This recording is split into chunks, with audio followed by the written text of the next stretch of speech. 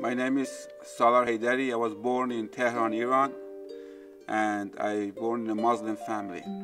My grandfather was a very religious person, and he built a mosque in Iran, actually. My grandfather had a big tent in Tehran, so we could gather over there and just preach about Islam. And so I grew in that environment. And my father also was a very religious person. He was a good Muslim man. He studied about Islam. He knew Quran just like the back of his hand. At the age of 62, he got cancer, lung cancer. And I had a chance to talk to him just the last seconds of his life. I saw fear in his face. He told me, where I'm going, I don't know.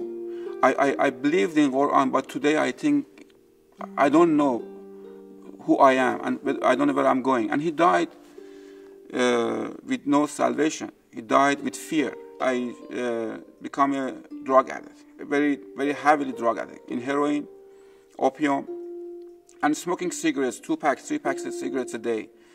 And I got married when I was 25 years old. I got married with my same problem, with the addiction. And I was abusing my wife. And God gave us two kids, Soha and Sogol. I was born in a Muslim family in Iran. And in Iran, women had no voice. Even now, they have no voice. I had no power over there when I lived there.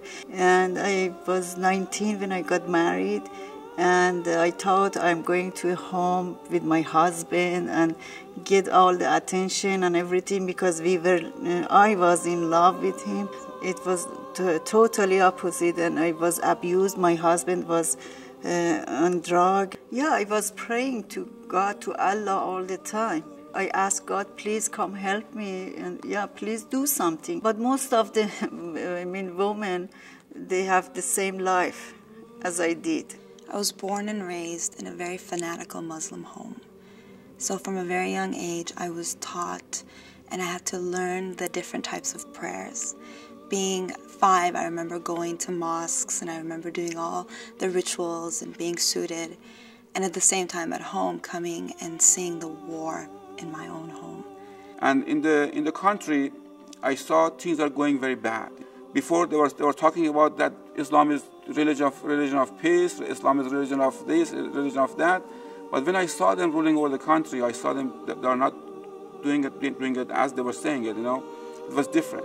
So I take my wife and my kids, and we came to America. My mom, my dad, my sister and I, we moved from Iran and we moved to the U.S.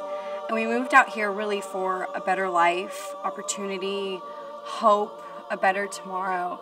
And none of that happened when we came here. When I left Iran, I was happy because I thought I'm going to start a new life and it's going to be better for me. And I thought when I moved to America, he's going to stop this abuse he did to me, but he didn't.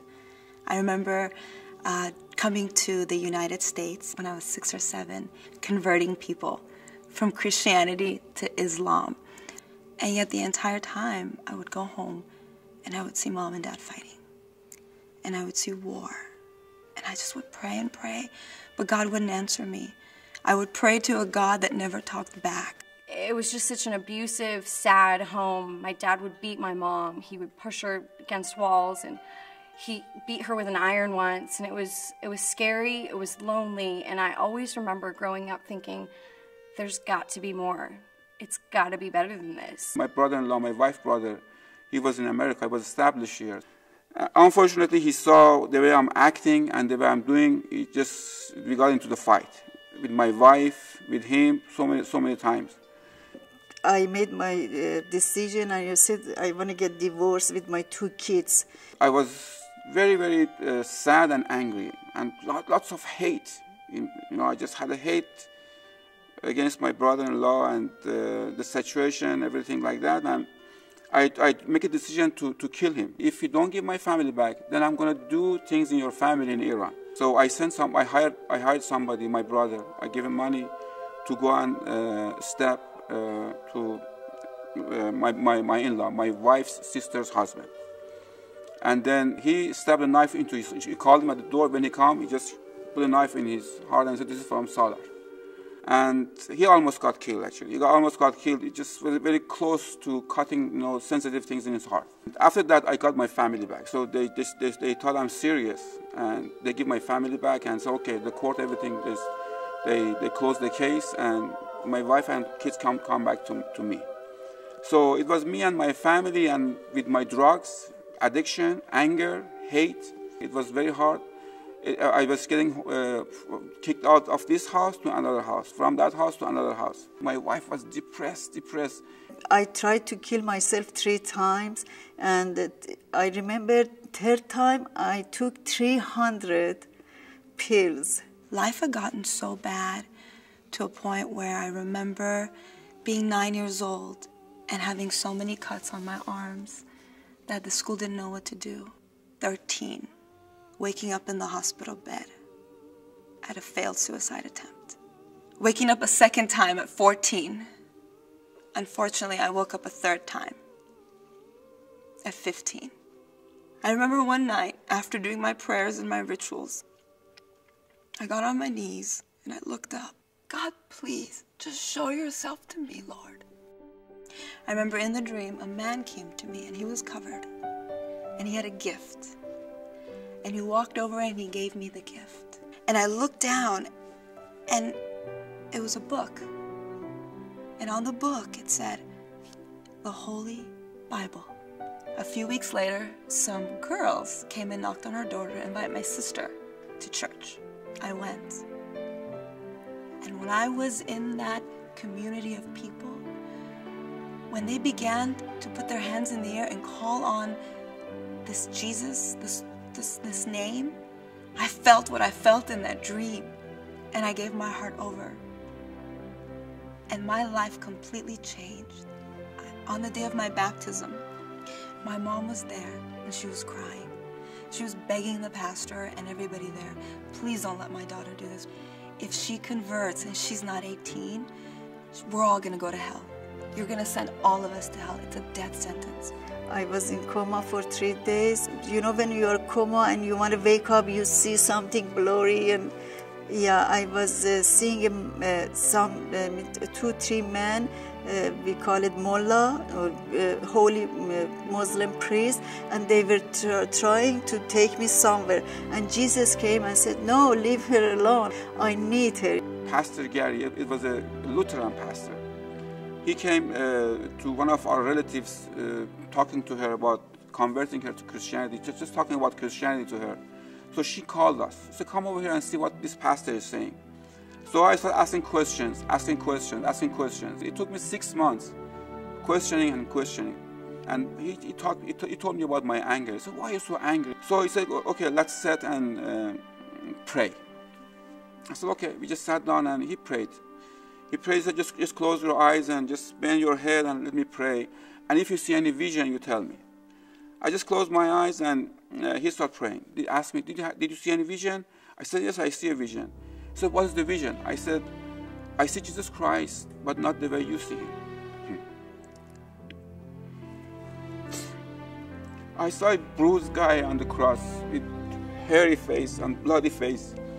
And he's just looking at me on the cross.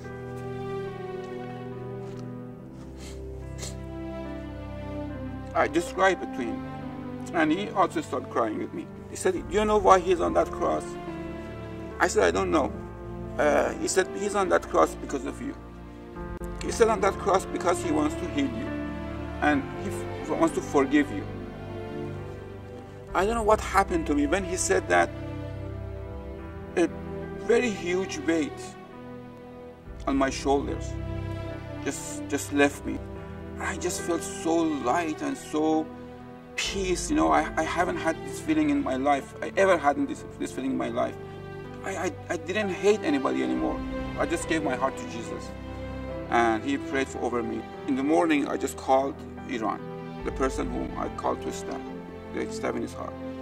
And I just said, you know, I'm sorry. I made a mistake. And I didn't know what I'm doing. I asked for forgiveness, and I asked him to forgive me.